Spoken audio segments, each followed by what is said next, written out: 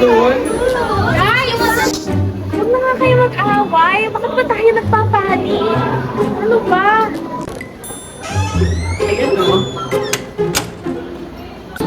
Yan naman pala, oh. Emergency exit. Ito na nga.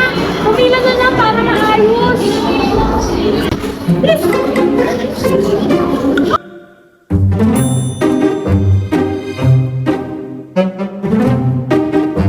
Mahalagang paalala. Nasaksihan natin ang mga maaaring mangyari sa tuwing darating ang mga hindi inaasahang panganib. Sa simpleng pagsaksak sa outlet o paggamit sa sirang device, kaya nitong magdulot ng disgrasya, hindi lang sa tao, kundi pati sa buong paligid mo. Hindi natin maiiwasan ang kalamitan o ang panganib, ngunit pwede natin itong pagandaan. Nasa atin pa rin ang responsibilidad na maging maingat, maging mapanuri, at maging handa sa bawat sitwasyong maaaring magdulot ng kapahamakan. Ang maliit na pag-iingat ngayon ay maaaring maging malaking kaligtasan sa hindi inaasahang panahon.